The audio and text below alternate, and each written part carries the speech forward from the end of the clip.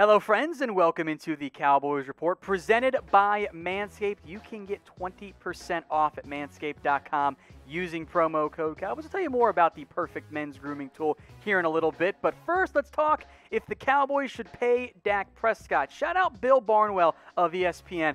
4 stars on this one, by the way, because Barnwell had a really good piece, a really good article about reasons why the Cowboys should pay Dak Prescott, where he ranks among the rest of the NFL quarterbacks as well. Now, Barnwell argues Dallas should pay Dak because he's a top 10 quarterback in the NFL. We'll discuss that in a little bit on top of that. And I agree with Barnwell. Look, the best chance for the Cowboys, not guaranteed, the best chance to win in the next 5 years is with Dak Prescott. Make no mistake, folks, there is risk involved. I would argue, and Barnwell does, and I agree, that it is better than the alternative options out there, especially when you look beyond just this year. So Barnwell put together a list. There are 25 quarterbacks since Dak entered the NFL in 2016 that have thrown at least 1,200 passes. 2 notables left off, Mahomes and Lamar Jackson. So if you want to add 2 to all of these ranks, that's fine. It's not, of course, always going to be 2. So here's where Dak ranks. Completion percentage, he's 7th. Pure passing yards, he's 6th. Passing touchdowns, he's 9th. Interceptions, he's 11th. Interception percentage, relative to the throws he's actually 8th. Touchdown to interception ratio, he's also 8th. Same with passer rating, yards per attempt, adjusted yards per attempt, which, by the way, for those of you who don't know what that is, it factors in interceptions. Sack percentage, by the way, he's 15th. That's not quite ideal. Adjusted net yards per attempt, which factors in both sacks and interceptions, he's actually 6th there.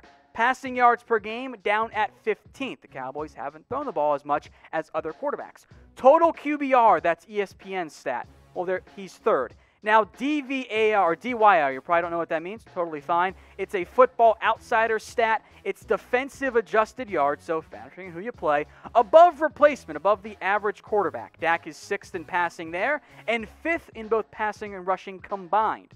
Total EPA, that is expected points added. Yes, these are nerd numbers. It's okay, there are a lot of different numbers up here. He's 2nd in total EPA, 6th in passing EPA, which means his rushing helps him out significantly on the first one there. He's 5th in EPA per dropback. In CPOE, another nerd number, this one from the NFL, it's completion percentage over expectation. Basically, okay, well, how accurate actually are you? He's 5th. Pass success rate, he's 8th. Guys, Dak's top 10 in like every single number. Every single metric out there that would matter, that you would want to quantify, to value quarterback play, he's top 10. It's nerd numbers, but he's top 10. So is he? I think he's top 10 quarterback. I'm typing in my 1 for yes in the comment section. Cast yours in below. Type 0 for no, 1 for yes. I think it's a 1. Now, Barnwell also took a look at some of the common arguments against Dak Prescott. Number 1 is that Dak doesn't win, which I think at this point we've proven is wrong. He's won a lot in the NFL. We'll talk about as relates to great teams in a little bit. Number 2 is that Dak isn't clutch, and Barnwell, again, had a bunch of great stats to back all of this kind of stuff up. Dak is tied for 5th in fourth quarter comebacks and tied for 3rd in game-winning drives since 2016. Again, that's really good.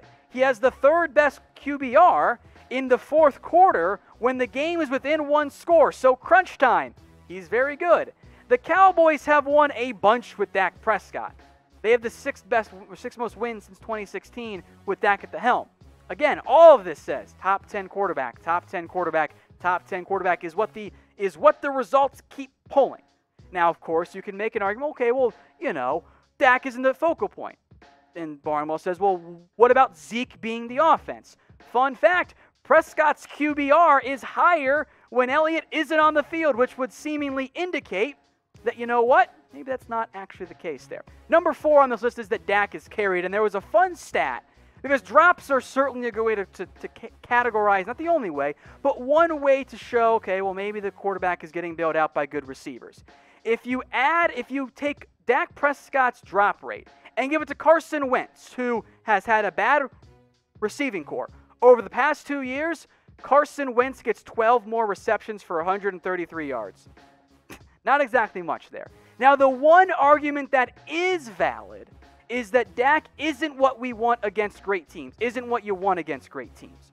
Now, Barnwell was comparing Wentz and Goff and Dak a lot here because, they came out, same draft class. 2 of them got paid. The wins, or the record against teams with 10-plus wins. Carson Wentz is 9-11. Jared Goff's 8-12. Dak Prescott 5-13. That's not very good. That is a very fair and valid complaint. Barnwell also points out that the QBR, again, ESPN stat, Carson Wentz 58.3. That's the best one out there. Jared Goff is 51.8. QBR for Dak is 55.3. My takeaway from that is that, yes, you need your quarterback to be better. Still above average, just so we're clear, because the average for QBR is 50. You still need your quarterback to be better. But if the quarterback is better than Goff, Dak is better than Goff in terms of QBR, but Goff's team has more wins, isn't that not the quarterback's fault necessarily? So when it comes down to if the Cowboys should pay Dak, I know a lot of you guys don't want to pay him the amount of money he's asking for. I get that. You blew your shot to get him cheaper. But yes, I'm going to pay Dak Prescott, acknowledging the risk involved that Dak needs to be better to make it worthwhile. But yeah, I'm going to end up paying Dak. I'll make this the pinned comment on the video, so cast your votes. Y for yes and for no. Now here's one I hope and think we will all agree with. Michael Gallup is underrated. 4 stars on this one. I know it's disrespect season. People are disrespecting Michael Gallup right now. That's what's going on. So that's what's going on right now with Gallup. Like, people are like, well, what about Amari Cooper and Lamb is the best duo? Gallup is the other duo to Amari Cooper, guys. Lamb's going to be great. Gallup is one of the best young receivers in the NFL. He is overlooked far too often nationally, especially with the addition of CeeDee Lamb. Bleacher Report, which I don't often say this phrase, Bleacher Report is right. Gallup is underrated and will have a key contribution if the Cowboys are to make a deep playoff run, as we hope that they will. I think the Cowboys with Gallup have the best young receiver trio in the NFL with Gallup and Cooper and Lamb. He was awesome last year. Now he has to work on his drops, don't get me wrong. But a year 2 receiver going for over 1,100 yards on 66 catches, that's good. That is very, very good. So Gallup absolutely is underrated. You know what also can be underrated is not taking care of your junk and trimming it up and letting it just get all bushy and hairy. You don't want that. That's not going to make your life easier with the ladies. So get the perfect package from Manscaped. 20% off at manscaped.com if you use promo code Cowboys. They're not just going to send you the Lawnmower 3.0, which is the single best men's grooming tool out there. They'll send you the travel kit, the ball toner, the ball deodorant, and frankly, the best underwear I've ever owned. All available with the perfect package. And if you guys don't want to believe me on this particular one, you can ask my wife. She is also a very big fan. You can ask Mitchell Renz's girlfriend. I can also confirm that she appreciates that too.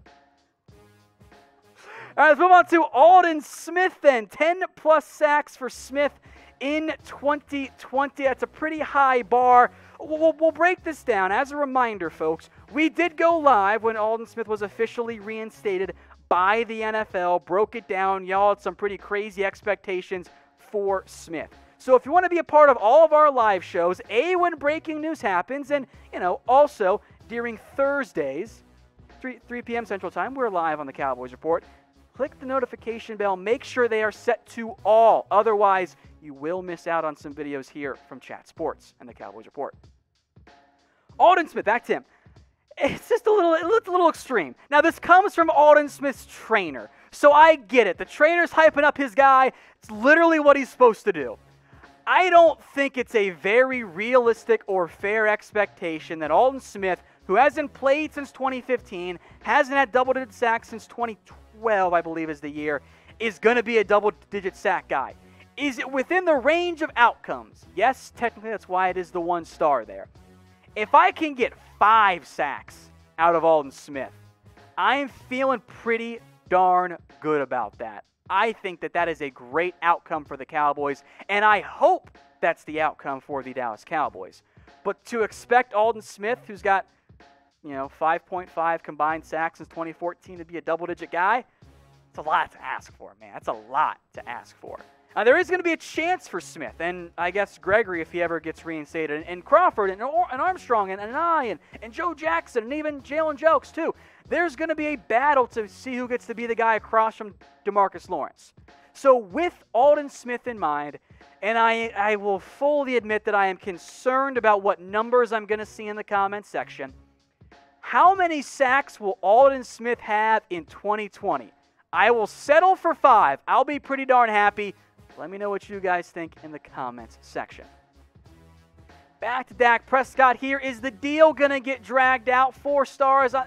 You know, you guys know this isn't new. I know that Jeremy Fowler of ESPN said this, but you guys know it's going to take until July 15th. So, you know what? Let's just skip this one and go to a different. All right, how about CeeDee Lamb? This one gets me angry. Dallas shouldn't have taken him. No, fake news. They absolutely made the right choice. This comes to us from Peter King, who didn't rank the Cowboys top 10 in his preseason power rankings, but also says they would have been wiser to go defense with that pick. Or you know what, even traded down and added a corner or a safety. Had Lamb not been on the board, I would have been on team trade down. But in most cases, when a top 6 player on your board is available at pick number 17 and he fills a need, you take that guy. The Cowboys draft class, and almost from all people, was awesome. And I agree, which I don't always agree with the Cowboys draft picks, but I did this year. You got CeeDee Lamb. You got the corner King wanted in Trevon Diggs, because if you trade it down, you might have taken him at like 28 overall. Neville Gallimore in round 3. That's a really good first 3 picks there. Like, that's awesome. That is a haul for the Cowboys. But exploring a potential hypothetical here for King. Okay, he wanted a corner and a safety. Let's say you trade down, you get Xavier McKinney, you end up with Diggs still in round 2, so there's no change there. Now you got to go find a receiver. You probably would have taken Devin Duvernay in round 3. That is not a bad haul. I would have been fairly happy with that as the overall draft class. Even though had they not traded down, they would have taken Kayvon Chasen. But I'm going to take CeeDee Lamb instead.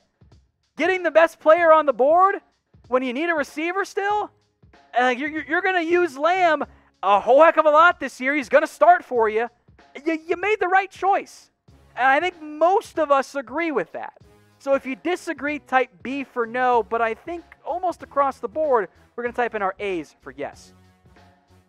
On now to Travis Frederick. Are the cap savings coming? 4 stars on this one. I bring this up today on June 2nd because after June 1st, the contract rules kind of change in the NFL. Now, of course, as everyone here knows, Frederick announced his very stunning retirement. Now, he is still owed, in terms of the cap hit, $11.04 million in dead money. That comes from signing bonuses and restructure bonuses that Frederick has already been paid. It just was spaced out over multiple years left on the contract. When a player is cut, traded, or retires, that all goes into the current year. But I don't believe Frederick has officially filed his retirement papers yet. And allowing the Cowboys not making it until after June 1st means they can spread the dead money hit out over 2 years. So here's how that looks from a just pure money breakdown. The Cowboys could still make it pre-June 1st if they wanted to. The dead money in the end adds up to $11.04 million. If they don't want to wait until that June 1st designation, that deadline, they save less than $1 million this year. There's no dead money in 2021. And they get $11.125 million in savings in 2021, plus $18.6 across the board in 2022 and 2023. Now, if they make him a post-June 1st retirement after that deadline, there's only a sub-$5 million dead cap hit in 2020, which means they save $7 million this year. Now, that comes at the cost of dead money in 2022. But it's all the same amount of money. So what it really comes down to for the Cowboys is, well, do you want $7 million now, or do you just want to keep that and use it all next year? It's a free $7 million, though, because you're going to get it at some point. It's just like an interest-free loan. You get it now. So from the Cowboys' perspective, you're going to get added flexibility for really no punishment. You're going to get the same dead money at some point. Why not space it out over 2 years? That makes sense in the end with the Cowboys, and that's how most NFL teams choose to operate. Now, I think Frederick was the biggest loss this year for the Cowboys. A all-pro center, I don't think he gets in the Hall of Fame because he retired so early, but he could have been tracking in that direction, just like his buddy Zach Martin is.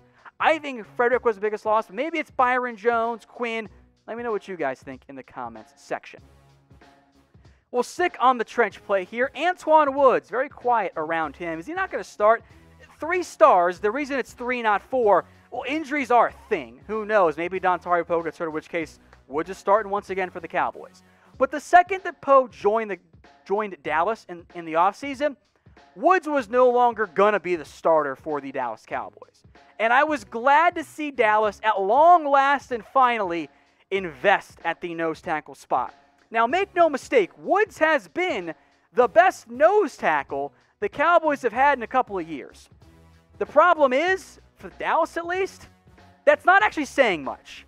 I mean, the players that Woods has beaten out over the years, Dayton Jones, Brian Price, Christian Covington, Karen Reed, those guys aren't good. A couple of them are out of the NFL already. So, yes, I like Woods. He's going to be a great one technique if he ever signs his ERFA tender. But Poe's an upgrade. I tweeted that out when the Cowboys first agreed to a deal with Poe, and people got mad at me for saying Poe was an upgrade. He is, guys. I'm not hating on Woods. I'm just saying that a guy who's probably more of a backup and a good backup caliber defensive tackle is now going to be that for Dallas. And in the end, that's a good thing for this defense. After all, they do need to have some more help from their fatties only in 2020. Hey Cowboys fans, thanks for watching the Cowboys Report. If you haven't already, click right here to subscribe to our channel for all the best Cowboys coverage on the internet. That's news, rumors, highlights, mailbags, film studies, and a whole lot more. And I'm making your lives a little bit easier as well with the next Cowboys Report video right here.